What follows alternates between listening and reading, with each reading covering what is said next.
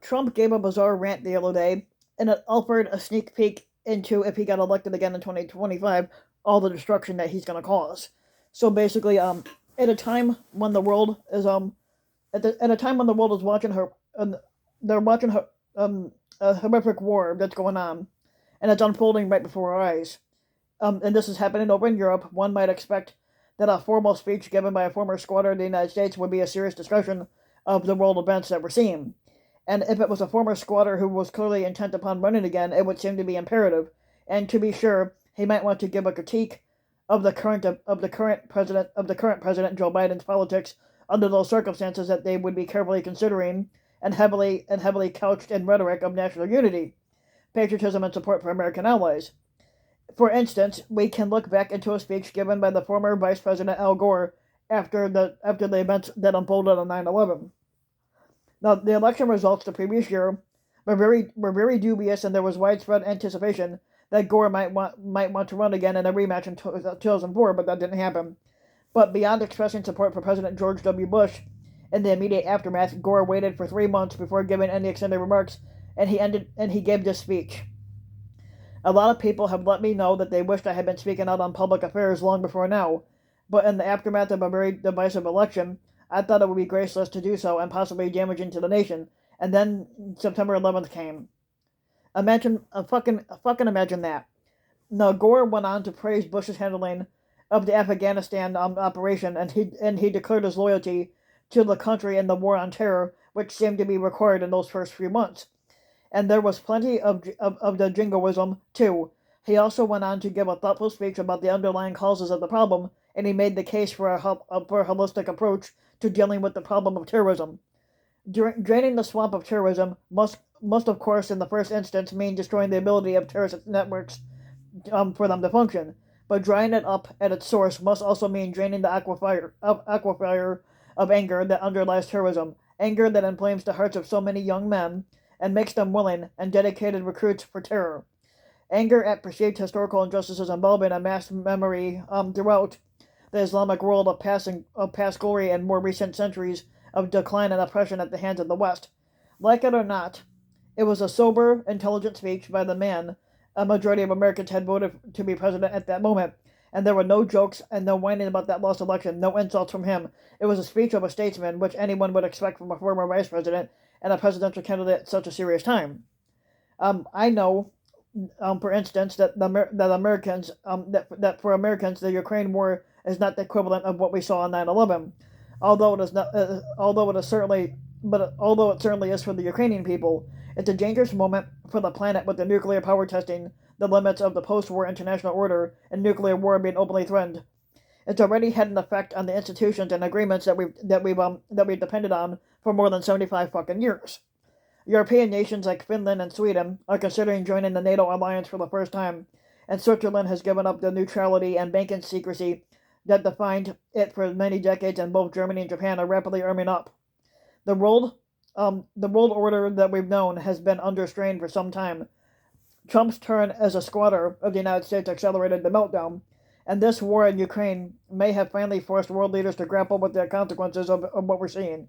This is not fun and games about NATO dues or ostentatious flattery and pageantry. This is serious fucking business. Um, Unfortunately, the undisputed squatter of the Republican Party and the front runner for squatter again in 2024, and the man who spent 4 years squatting in the White House, should be expected to understand the stakes for the nation and the world at this juncture, but he simply cannot rise to that occasion. Over the weekend, when he wasn't dashing off angry letters to NBC's Lester Holt complaining about the former Attorney General Bill Barr, Donald Trump gave a major keynote Klan speech to a group of deep-pocketed GOP donors. Rather than take the opportunity to make a serious speech about foreign policy and national security, he gave a typical Donald Trump Klan speech, which is to say, paraphrasing Joe Biden, a noun, a verb, and rigged election. He did mention foreign policy, but it was typically shallow and self-serving. The Washington Post's Josh Dulce summed it up. Former squatter Donald Trump mused on Saturday to the GOP's top donors that the United States should label its F-22 planes with the Chinese flag and bomb the shit out of Russia. He also praised North Korean leader Kim Jong-un as seriously tough and claimed that he was harder on Vladimir Putin than any other squatter. No, he was not. He reiterated his false claims that he won the 2020 election, which he didn't. He urged his party to be tougher and opposed election fraud, which the Republicans were the ones committing the fraud, and he disparaged a range of prominent party opponents and called global warming a great hoax that could actually bring a welcome development and more waterfront property. I guess this is my guess. They had a great time yucking it up about war and the dictators. The crowd laughed at his sophomoric joke about bombing the shit out of Moscow, though the Moscow thought it was hilarious, and they thought it was hilarious when he said how much he admired when he said that he admired the North Korean dictator Kim Jong Un, and his hold on the people who sat at attention, saying he wanted his people to do the same, and that's not the first time he said that either. He also reiterated his tiresome trope that Putin would never have invaded Ukraine when he was in office, while also saying that the U.S. should do more to stop the carnage without offering what that might be. I'm pretty sure that Putin would have invaded Ukraine while Trump was squatting.